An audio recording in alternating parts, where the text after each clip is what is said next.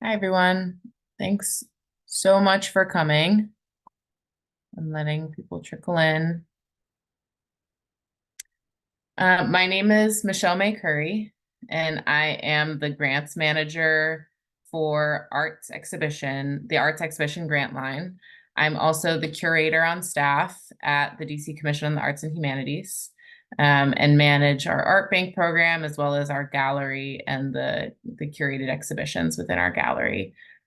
This is the second of 3 workshops, grant application workshops for the art exhibition curatorial grant line for FY25. And they're all being recorded. So the first one is also available for folks who are interested if they want to review.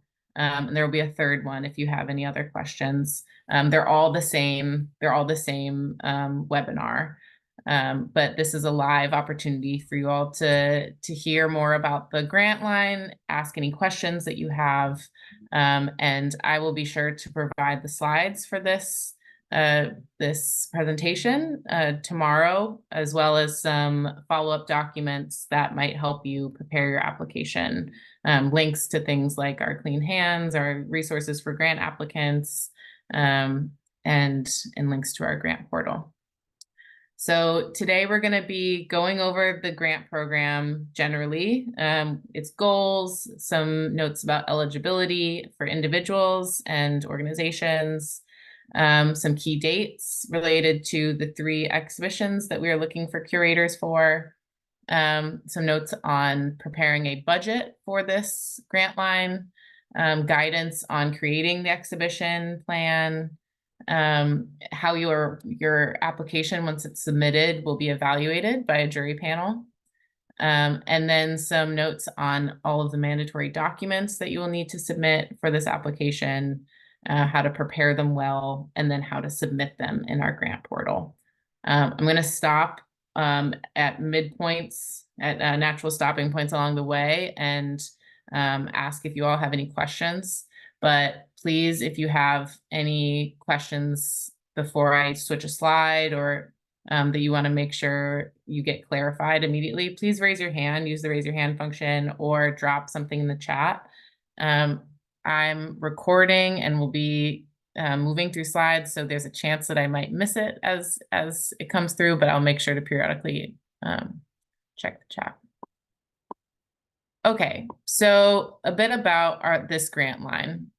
The Arts Exhibition Grant Line provides support for the development and public preservation of visual art exhibitions by district resident curators. And it also offers our commission's exhibition space at 200 I Street in Navy Yard, which is our building lobby, as well as our virtual gallery to the selected curators. And it allows both individuals and, as of this year, nonprofit organizations to submit applications for curating the 200 I Street space. So this is new as of this year because we've noted the many arts organizations in DC that have curatorial capacity that might be very interested in bringing a exhibition into our gallery space. So if you fall in this category, there will be some things that are particular to you as a nonprofit organization applicant, and I'll flag those as we're going through. See a couple more people in the waiting room coming in. This year for FY25, we have we will select 3 curators or curatorial teams to curate our gallery space in the winter, spring, and summer of 2025. This year, our Arts Exhibition Grant Line is calling for exhibitions around 3 themes. This isn't something we've done previously. Normally, we just ask folks to submit applications for any exhibition. And this year, we wanted to be a little bit more targeted about the conversations we wanted to have. So hence the 3 themes that we selected. In winter 2025, we are looking for exhibitions related to social justice in the arts. and this is broadly defined. We've dedicated the month of February, which is Black History Month, to issues related to social justice broadly. This exhibition would open on MLK Day weekend and would continue through the end of February. The Spring 2025 exhibition is tied to veterans arts, again, broadly defined artwork by veterans or about veterans identity. And that would be in, I don't want to mess up the dates. We'll go through the dates in a little bit. And then the third exhibition is Summer 2025. And it will be related to World Pride 2025 being hosted in Washington, D.C. in June. And so the gallery will host an exhibition tied to queer identity in the arts. And we make a note here that this exhibition grant line is meant for curators to come in and curate our space, and we encourage curators to team up. So while you can submit as an individual curator, there is an opportunity to expand your budget to include, I'm going to ask you to mute themselves. There is an opportunity for you to bring in a co-curator or a curatorial mentee to work alongside you in the creation of this exhibition. It's an opportunity to, have a bigger team, and who doesn't want that?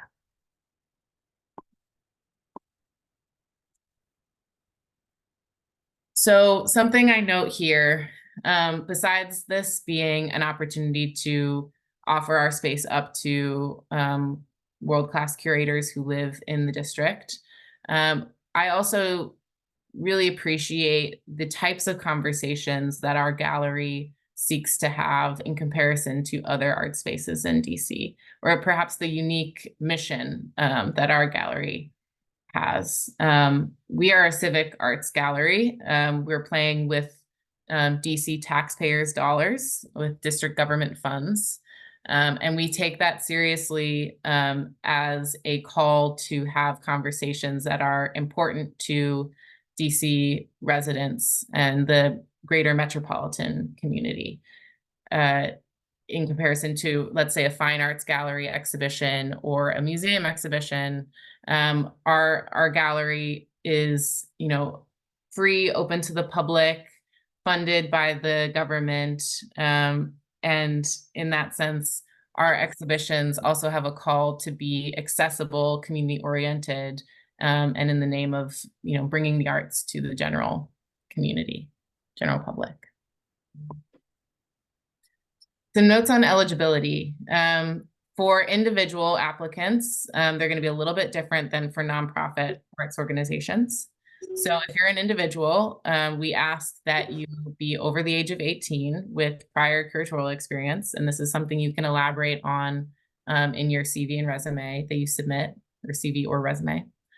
You must be a legal resident of the District of Columbia for at least 1 year prior to the application deadline. You have to remain a resident in DC throughout the grant period. So if you're awarded a grant for this arts exhibition grant, you have to remain in DC from the time of award to the time of for the full fiscal year of FY25, and that ends in September 30th of 2025. And then you have to be in good standing with the DC Arts Commission. So this only applies to you if you are a previous grantee and you received a grant line that required reporting or the fulfillment of receipts for budget line items. And you have to be in good standing in the sense that you've submitted everything you need for that grant line to be completed. For organizations, we ask that you be a nonprofit 501c3 dated within the last year prior to the application deadline. We ask that you be an arts organization or gallery representing artists living in the metropolitan area. We ask that you have a principal business address in DC, registered to do business in DC, and that at least 51% of your organization's activities occur within the district. And then there are a few things that can't be, such as a college or university, a foreign government, DC can't be DC public schools. You can work for DC public schools, but be maybe perhaps applying as an individual, not on behalf of the school. And then again, you must be in good standing with CAH. So these are the attending exhibition dates for each thematic category.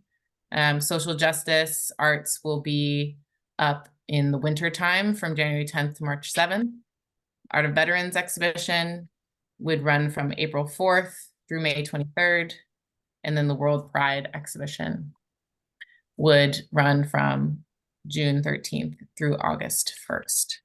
Again, for folks who are trickling in, I will be providing this slide deck to you all. So, and all of this information is also contained in the RFA, the request for applications. So please do not feel a need to be furiously scribbling as I'm writing. And also, if you have any questions as I'm going along, there will be moments of pause for you to ask questions. But if there's anything urgent as I'm talking for clarification, please raise your hand or drop something in the chat. You'll see that installation happens the week before the opening and deinstallation happens a week after the closing, just making a note in each case. And I have a moment here for questions. Anything related to eligibility, overview of the program and its goals, and date ranges.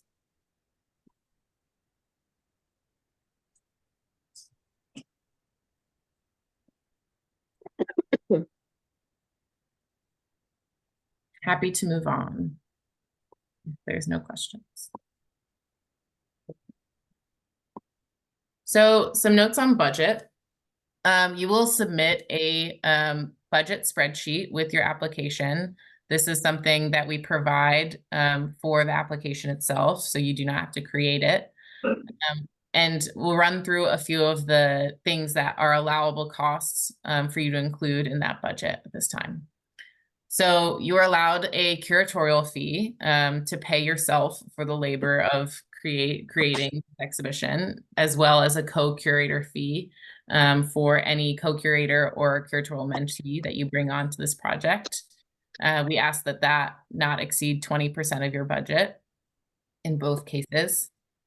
You can pay for artists. You can pay artists for their work to include them in the show, or artistic personnel that you're bringing on to work on the show in any capacity. You can imagine writers or panelists for programming, facilitators, etc. You can pay for equipment, things like materials and supplies related to producing the show, or directly fabricating and installing the show, paying art handlers, etc. Or the purchase of special equipment related to producing the show. Things like pedestals and framing and wall text and labeling is, of course, included within the budget. One of the items that you'll see in the RFA in the addendum section at the very end, it's quite a long RFA. And we do this for a reason for you to have all of the information you might need up front as you're preparing to submit. But in the addendum section, which is new as of this year, we list a number of types of equipment that CAH is prepared to lend curators in the event that they curate our space. Things like pedestals. We have a list of pedestals and their sizing that you may incorporate into your exhibition. So any additional pedestals that you'd want beyond our list, as well as TV monitors. We can give you up to 2 TV monitors for use. Things like chairs and tables for facilitating programming are things that we have within our capacity, but anything beyond what we have in our inventory, you can incorporate the purchase or renting of those items within your budget. Things like artwork delivery and transportation is something you can include. as well as any communications related tasks, such as building a website, photographing the exhibition, photographing the artworks themselves. There are a number of things that our communications team, again, can support, such as the production of a number of postcards related to the exhibition. We circulate any graphic design materials that you've produced on our social media, but we ask that you create those things for us to then circulate. This is again listed in the addendum section of the RFA.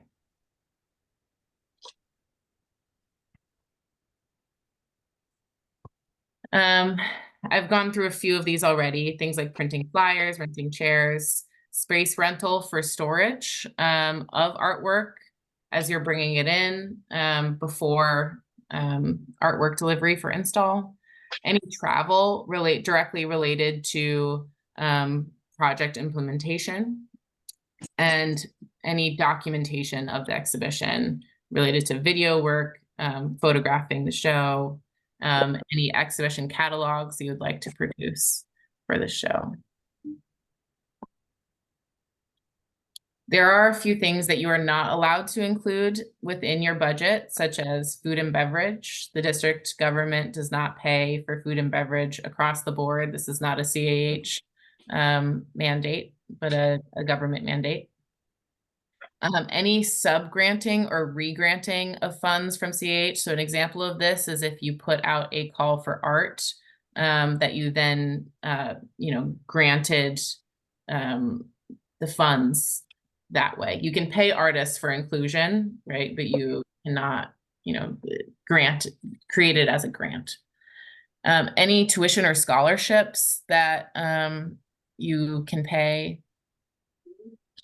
Any funds related to university work, working with any of those unallowable organizations on the previous slide. Any costs related to fundraisers or offsite special events. And then any travel or expenses not directly related to the production of the exhibition.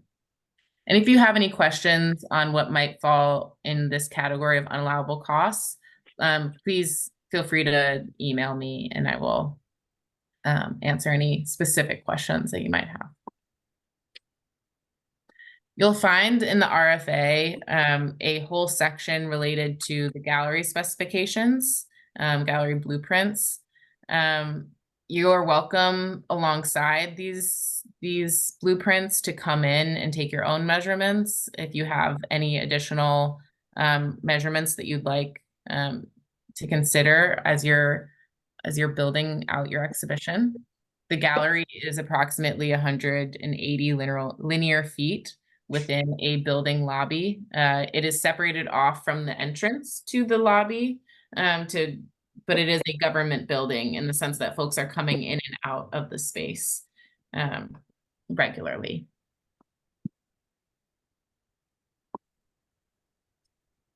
Here's some photos you can see of the space. This window here is open to the street and it gets beautiful light in the daytime. So you can imagine that it draws folks in from the street. Some more angles from the other view. There are ADA compliant ramps throughout for accessibility that take you up and through the space. So we ask that you keep this in mind as you're curating to keep those spaces within ADA compliance.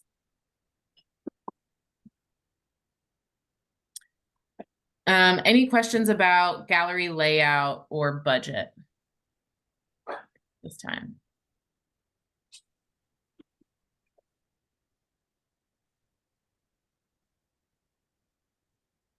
Okay, so I have a few items here about artwork and installation and de-installation of artwork. So we ask that the artwork that you bring into the space be 2 or 3 dimensional works.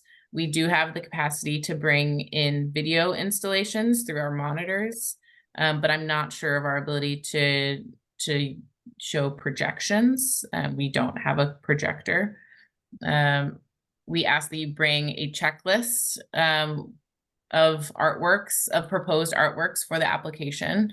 And there will be checkpoints throughout the process for when those items need to be firm. At the stage of application, we ask that you propose an exhibition and provide as much information as you possibly can at this stage to give the panel an understanding of what you are intending, especially if you have any artworks that you are sure at this point will be in the show.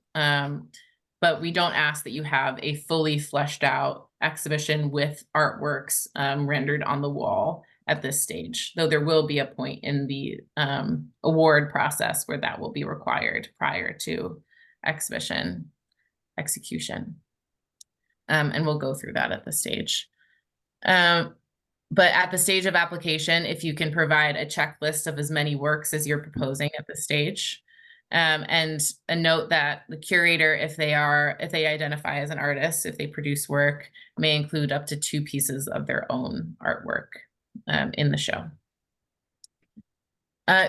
With install and deinstall, the curator is responsible for coordinating the exhibition installation by a professional art handler or art installer. And that is something we can help. We cannot help identify or refer art handlers for curators, but we can connect you all with previous grantees who might have worked with other art handlers that they know and trust. Again, we have pedestals and TV monitors available upon request as needed. Once the exhibition is installed and you've had an opening reception, we ask that curators also have a plan for creating programming that falls under the category of community outreach.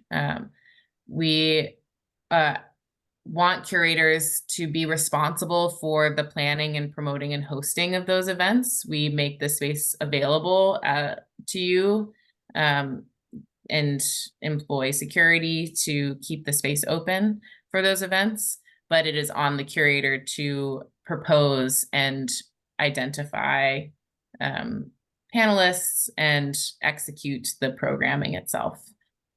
We have a events template for you to submit alongside your proposal that will allow you to identify dates, proposed dates, and subject matters for these programming. An opening reception and at least one other community-oriented event is what we require, but additional programming is something that you, of course, are happy to create.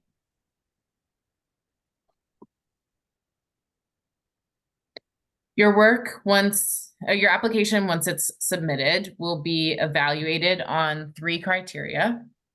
First is whether the exhibition is unique and if it proposes a compelling concept. This will be judged by whether the artwork selection in the exhibition proposal is clear, it does not have to be finalized, if the concept itself is fully developed, and if the proposed programming is thoughtful and creative. That will count for 30% of your score. Another 30% of your score will be tied to the merit of artistic content and clarity of the layout, whether the artworks themselves demonstrate high aesthetic quality. This is a completely subjective category. Across our grant lines, we see how aesthetic criteria evolve over time based on who is on the panel and who has submitted work. So please do not feel like high aesthetic quality and artistic excellence suggests a certain type of artwork that must be submitted. This category also includes evaluation of the curatorial statement and whether it clearly explains the thematic premise of the artwork selected. And then The rendering of the exhibition for at the time of application is not a requirement of the application. It is suggested, but not required.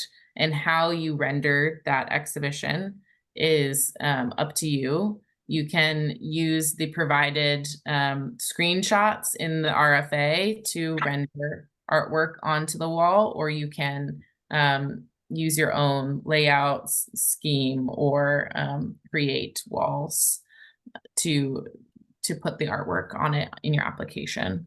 But again, not a mandatory part, but suggested.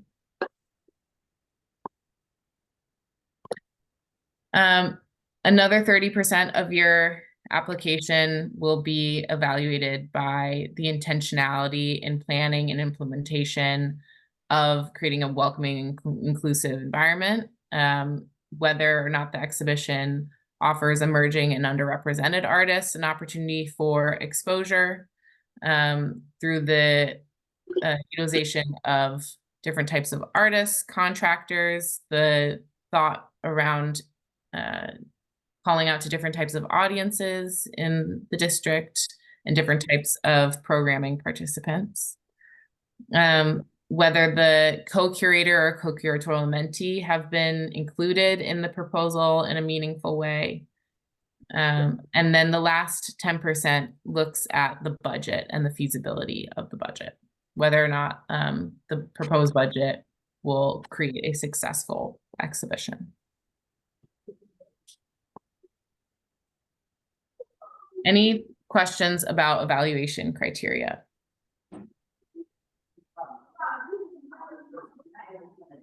In the chat so a question from the chat is about how many artists in average are typically part of the exhibition. This is entirely up to the curator. What I can do is provide a link to previous exhibitions that have been put on in our gallery space, and you can get a sense of about how many artists. But in my experience curating that gallery, I have curated as 20 artists. I've curated a show that had 50 artists, a show that had 80 artists. I've also seen successful exhibitions that had 5 to 10 artists. It's a rather large gallery and with very high ceilings, so the impact of the artwork can really range on size and type. But I will share some examples of previous curations that might be helpful in getting a sense of what 10 artists versus 80 artists looks like. Any questions about evaluation criteria before I move on?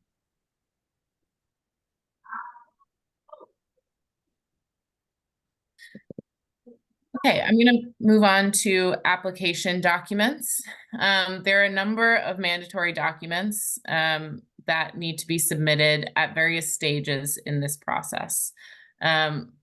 We have broken it up in this presentation into documents that are mandatory at the time of application submission, documents that are required at the time of award notification, then the documents that were required 30 days out from exhibition installation, and then the documents that are required after the exhibition has opened and closed.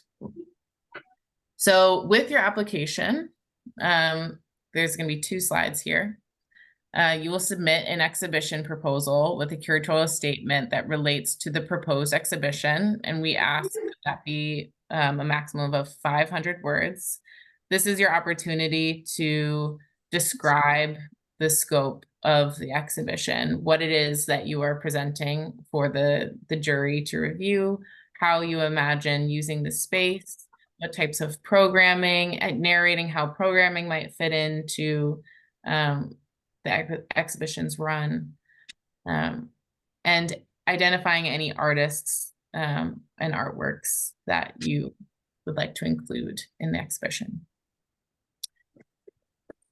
You'll also submit a detailed outline and timeline of programming and events. And again, there are 3 templates based on the thematic categories, the 3 thematic categories. And these are fairly plot and play. There are already some set dates that you will need to follow, and it's a matter of including details and final dates or proposed dates for some of the programming. You'll submit your resumes and CVs of yourself as well as your co-curator or mentee. You'll submit a comprehensive budget that is based on the provided budget template on the landing page that describes how you will utilize the award funds. I don't think actually anywhere in this application workshop I've noted the amount of money available. My apologies. So if you are applying as an individual, as a single individual, you're eligible for up to $30,000, and as a co-curator team, you're eligible for $35,000.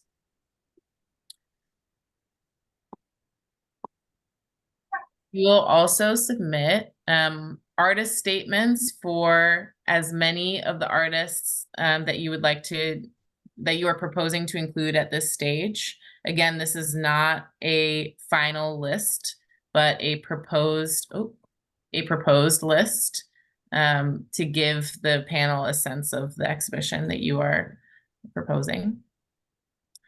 If you are seeking to work with a nonprofit organization to create artwork in, let's say, group or anonymous settings, providing a mission statement for that organization that you plan on working with will suffice at that time. You can submit an image list for the proposed artworks, images of as many of the artworks that you've proposed, and again, subject to change as availability and final exhibition proposal comes together. You'll submit background checks for any of the programming participants that you hope to bring in to work with anybody under the age of 18 years old. Let's say that you would like to host a children's art making event in our gallery. You will have to submit background checks of anybody that you would like to facilitate that programming. And again, an optional rendering of the proposed exhibition design and layout illustrated to scale is something that you can submit with your application. There are also a number of mandatory compliance documents related to applying for DC government funds. Some of these, there's only one document that's unique to the DC Arts Commission. Otherwise, these are documents that anyone applying for DC government funds must submit. The first is a certificate of clean hands. This falls in the category of anyone applying for DC government funds must obtain a certificate of clean hands at the time of application submission. A clean hand certificate describes your tax payment status, whether or not you owe any money to the DC government. Sorry, I'm going to ask someone to mute themselves. Whether or not you owe any money over $100 to the DC government in the form of overdue taxes or parking tickets, traffic enforcement fines. The idea behind putting a certificate of clean hands at this stage is that the DC government does not want to grant funds to anyone that owes the government money. But we also understand that we serve a constituency, that being artists and creatives in the city, that may not be able to obtain a certificate of clean hands. If that is something that you might see as a barrier to entry, there are opportunities to enter into. There are opportunities to enter into payment plans with the Office of Tax and Revenue that demonstrate your willingness to pay those fines, and then you can apply for government funds. I've linked to the My Tax DC website where you can learn more about obtaining a clean hands, but for DC residents, you create a My Tax DC website, you go through the process of verifying your identity through entering some information related to your tax status, and then you move forward through the process.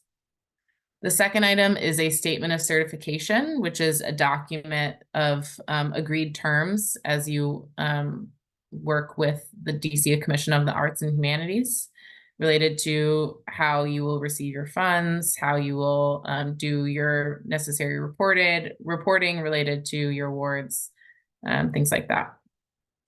Finally, the last item is a signed IRS Form W-9.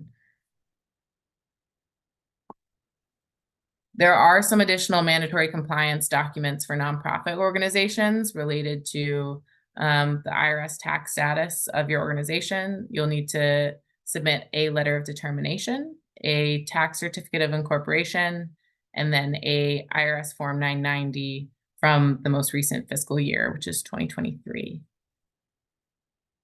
Any questions related to mandatory documents at the time of submission?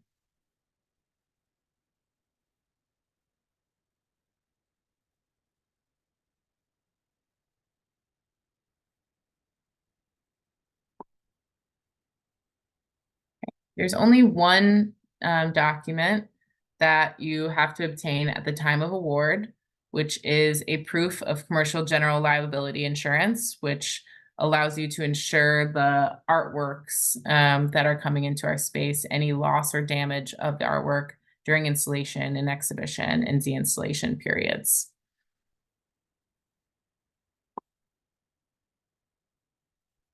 And then 30 days out, after you've obtained the award, which the disbursement of the funds is something that you can account for in planning for this exhibition.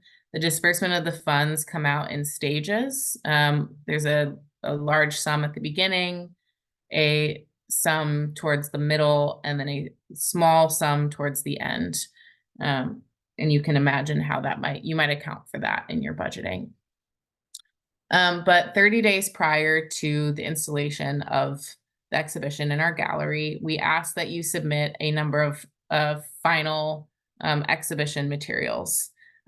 These materials include a final virtual rendering of the exhibition, a object checklist, labels for review, wall text, artist bios, any marketing and promotional material related to social media or public relations, final programming dates and times, written letters of consent from each exhibited artist indicating that they agree to their work being displayed in the final exhibition, background checks for anybody involved in programming with youth.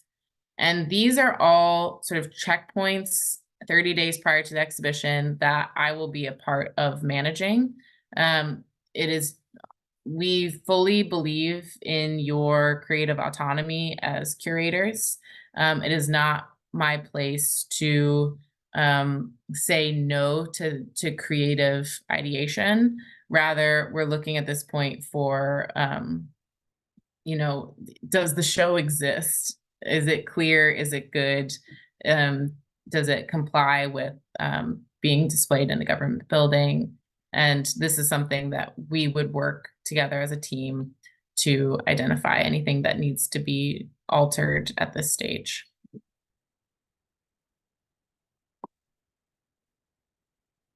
And then there's a report, a budget form and a report at the end of the exhibition that you will need to fulfill within a month of the close of your exhibition. Any questions about documents before I move on to preparing your application?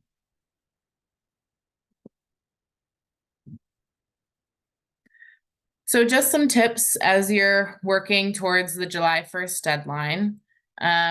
We're going to go through the screenshots of navigating the application portal. But one of the things that we suggest that you do is pull all of your application materials into a folder on your computer label them with your last name underscore document type. So last name underscore curatorial statement, last name underscore W-9. You might keep a copy of the evaluation criteria nearby as you're writing your materials, and have someone from outside your field or home discipline review your materials. Our jury panel are all experts across the arts landscape, but you might have a jury panel, let's say, composed of a photographer, a gallerist, a curator, and another gallerist, right? And they might all have wildly different backgrounds. So imagining that as you're pulling together your materials. Completing your application prior to the July 1st deadline is something that avoids headaches. We just closed our art bank application yesterday, and we had over 100 submissions just on the last day alone. And you can imagine the tax burden on the system as well as on the grant manager. So as much as you can avoid that by submitting early. And then if you do run into any technical issues with the portal, you can submit a ticket in the support tab and get help. Okay, so I'm just going to run through some slides that show you what the grant portal looks like. I'll send a follow-up email tomorrow with all the relevant links you might need in order to pull together your application. And one of them will be a link to our grant application portal. You can navigate to this page through DC Arts Commission's website. It's very clearly labeled. This is the home page for the grant portal. You either sign up if you're a new applicant, if you haven't applied for any CAH funds before, or you sign in using your previously used login. It'll take you to this page. You'll sign in or sign up. In order to open a new application, this is the home page you'll go to when you're in the back end. You'll hit New Application, and you'll be taken to a page that lists all of the open applications that CAH has currently. And you'll select either Art Exhibition Grant Individuals or Art Exhibition Grant Nonprofit Organizations, depending on your status. You'll hit Save and Continue. And then you'll be brought to a narrative questions overview. This is where you'll put in things like your exhibition title, your name, your address, etc. There will also be fields to upload a lot of the written material. So your curatorial statement, you can copy paste here. Once you've filled all of the required fields, you'll move forward, save and continue. You will upload your budget here. Again, you can be eligible to receive either $30,000 or $35,000, depending on how many people on your team. Hit save and continue. You'll then be brought to a media viewer tab where you can upload any images of artworks that you're including with your application. You'll navigate to the media library by hitting Attach Media from Library.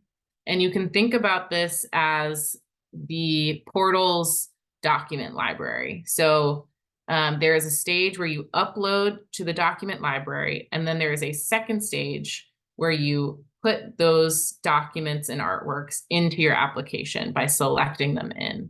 A lot of folks will get confused at this stage and think just because they've uploaded images to their document library that it's automatically tied to their application. But because you may apply for multiple grant lines through this portal, the document library encompasses all of the images that you've uploaded to the portal, not specifically to this application. I hope that makes sense. So you'll hit Attach to Media Library. You'll upload new files through this pop-up window that will allow you to rename your files using your naming organization system of artwork title, artwork last name, or artist last name. You'll hit submit.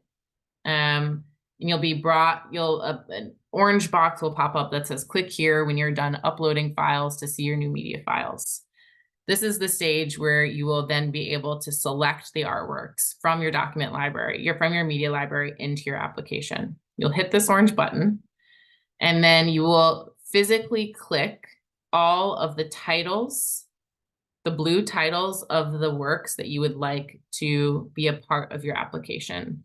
So you'll hit the blue title, you'll scroll down, you'll hit the blue title, you'll scroll down, and you'll do that until all of the images that you've uploaded are then a part of your application. It will allow you to also review all of the artworks that you uploaded at the review stage. But after you've done all of the work of attaching the artworks to your application, you will then be prompted to upload the required documents in the document section. Each one will allow you to label it and then upload a PDF file or Excel file. I don't think any of these are Excel files, so you'll submit only PDF files. Yes, upload PDF files only. And again, we ask that you have your RFA available to you as you're submitting these required documents to make sure that you didn't miss any of the required documents.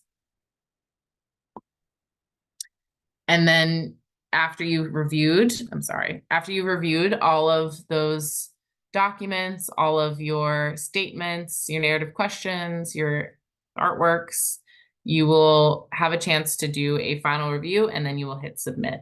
You'll get an email notifying you that your work has been submitted, your application has been submitted, and the process will move from there. So that is the whole process. And we have lots of time between now and the close of this session if anyone wants to stay on and chat about their specific application or if they have any questions. But I am available to schedule one-on-one appointments with anyone who has specific questions, would like to talk about their application. Here is my email and my phone number listed. And again, the application closes July 1st at 9 p.m. So you have over a month, a little bit over a month to pull together an application. And I'm happy to see as many applications as I can at this point. So I'm going to stop here and see if there's any questions in the chat. I see a question from Cassie. Artwork delivery is before the installation. Will it be stored by CAH for those 18 days before installation? So artwork delivery, that window is, we ask that it be delivered within those couple weeks, but if it ends up being, the week before, or if you have identified off weeks or offsite storage for the artwork, that's fine. We do have an art vault where we can help store some of that work. We just cannot store it for the full many months leading up to your exhibition. So that window of artwork delivery is flexible.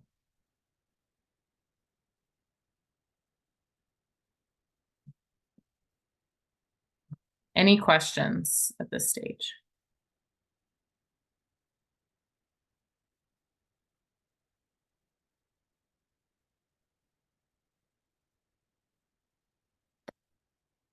Okay, well, I'm going to stay on just for a little bit.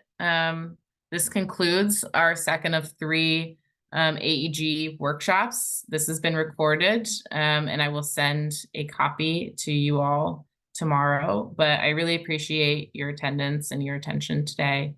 And thank you so much. Looking forward to reviewing your applications.